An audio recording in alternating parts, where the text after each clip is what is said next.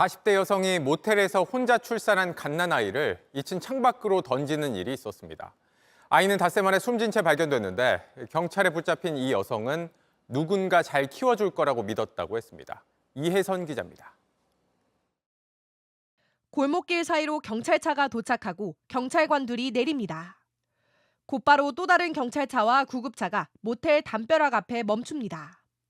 지난 4일 이 모텔에서 한 40대 여성이 아이를 출산한 뒤 창밖으로 던졌습니다. 여자아이였습니다. 저한테 배부를 때 들어간 거 그거 하루 종일 있다가 24시간 지난 다음에 나올 때 배 홀쭉한 거 그거만 수정했지. 여성은 이 모텔 건물 2층에서 종이 가방에 아기를 넣은 뒤 방충망을 뜯고 1층으로 떨어뜨렸습니다. 사람이 잘 다니지 않는 담벼락 근처에 아이는 떨어졌습니다. 아무도 눈치채지 못했고 닷새 만인 어제 주민이 발견했습니다. 아이는 숨져 있었습니다. 사람이 한 3-4명 이렇게 모여 있더라고요. 그런 상태에서 좀 있으니까 경찰이 왔습니다. 경찰은 어제 오후 아이 엄마를 붙잡았습니다. 여성은 아이가 너무 울어서 무서웠다고 했습니다. 또 누군가 발견해 잘 키워줄 것이라고 믿고 던졌다고 진술했습니다. 엄마는 일정한 주거가 없었고 직업도 없었습니다. 아이 아빠는 술집에서 처음 만난 남성이라고 했습니다. 임신했다는 사실은 최근에 알았다고 진술했습니다. 창밖으로 던질 당시 아이는 살아있었던 걸로 보입니다. 경찰은 영아 살해 혐의로 구속영장을 신청했습니다. JTBC 이혜선입니다. 분명 들어갈 땐 배가 불러서 들어갔는데 나오니까 홀쭉해졌다. 네, 그렇습니다. 영아 살해를 한 것이고요.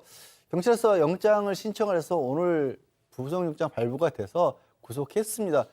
지금 모텔에서 계속해서 묵고 있었던 걸로 주거가 일정하지 않고 범죄 혐의도 중하기 때문에 도주 우려가 있다라고 판단을 했고, 지금 보시는 것처럼 이송되는 과정에서 모자와 마스크로 자기의 얼굴은 최대한 노출을 피하는 상황이었고요. 취재진들이 이런저런 걸 물었지만 아무런 말도 하지 않았다고 합니다. 예, 오늘 실질 심사를 받고 구속이 됐다는 건데요. 자, 그런데 경찰 조사 과정에서 털어놓은 그 이야기가 정말 기가 찹니다. 예, 체크포인트 짚어보죠. 죽을 줄 몰랐어요. 자, 주장입니다. 일단 주장인데 지난 4일 모텔에서 혼자 아이를 출산을 하고 아이가 우니까 이 방충망을 뜯어낸 다음에 밖으로 던졌다고 하고요. 어떤 사람이 지나가다가 발견하고 잘 키울 수 있을 것이다, 이렇게 생각하고 던졌다고 얘기를 합니다. 그렇지만 아이를 유아입니다. 아이를 2층에서 밖으로 던진다? 사실은 죽을 줄 몰랐다고 예상하기 사실 어렵다고 봐야 되겠죠. 본인은 살해 혐의는 전면 부인을 했지만 경찰이 봤을 때는 최소한 인식을 하고 그것을 용인했다, 미필적 고의는 있다고 봐서 살인으로, 영아 살해 등으로 지금 미필적 고의한 살인죄를 적용을 했습니다.